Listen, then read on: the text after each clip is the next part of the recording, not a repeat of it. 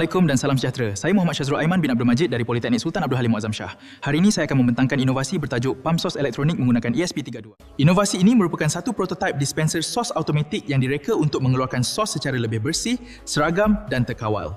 Sistem ini menggunakan gabungan ESP32, penderia, paparan LCD, pump dan pemberitahuan telegram bagi membantu pengguna mendapatkan sos tanpa sentuhan langsung. Masalah utama yang ingin diselesaikan melalui inovasi ini ialah isu kebersihan, pembaziran dan kelewatan pengisian semula sos. Botol sos yang dikongsi boleh menyebabkan pencemaran silang. Sukatan manual pula tidak sekata.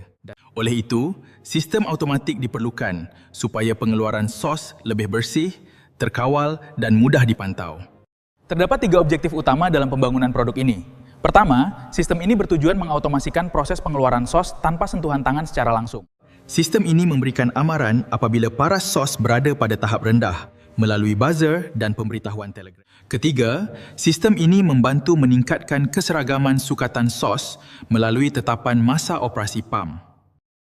Reka bentuk produk ini menggunakan bekas akrilik lut sinar supaya semua komponen dapat dilihat dengan jelas. Bahagian hadapan direka lebih luas bagi memudahkan paparan, penyelenggarian dan pengisian semula. Sistem ini mempunyai 2 botol sos, iaitu sos tomato dan sos cili. Paparan LCD diletakkan di bahagian tengah untuk menunjukkan status sistem. ESP32 pula berfungsi sebagai pengawal utama dan menghantar pemberitahuan melalui Wi-Fi ke aplikasi Telegram. Proses operasi sistem ini bermula apabila penderia inframerah mengesan kehadiran tangan atau bekas berhampiran muncung. Isyarat tersebut dihantar kepada ESP32 untuk mengaktifkan pump yang dipilih. Seterusnya, sos akan dipump keluar melalui tiub ke bekas pengguna. Pada masa yang sama, LCD akan memaparkan status sistem. Jika paras sos kurang daripada 10%, buzzer akan berbunyi dan pemberitahuan telegram akan dihantar kepada pengendali.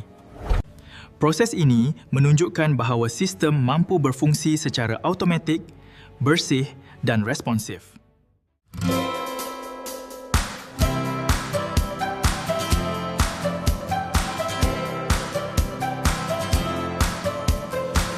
Inovasi ini memberi impak kepada beberapa pihak. Kepada pelanggan, pengambilan sos menjadi lebih bersih, mudah dan pantas.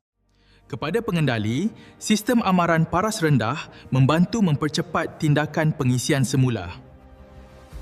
Kepada perniagaan, inovasi ini dapat mengurangkan pembaziran sos dan meningkatkan imej perkhidmatan yang lebih profesional.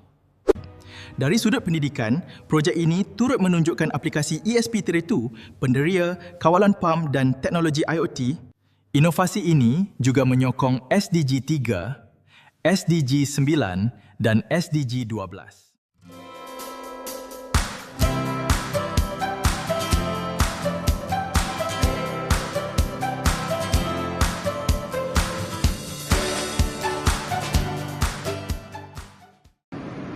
Assalamualaikum, nama saya Muhammad Syazrul Aiman bin Abdul Majid. Hari ini saya nak tunjuk macam mana saya punya projek ni berfungsi. So, pertama kena on switch. Seterusnya kena on switch button dekat kotak fuse. Kemudian tunggu ESP sampai connect ke Wi-Fi.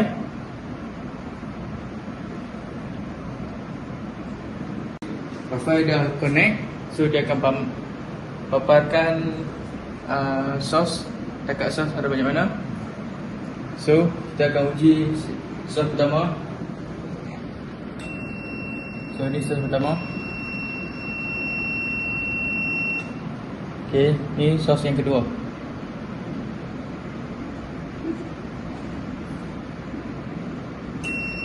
Okey, ini sos kedua.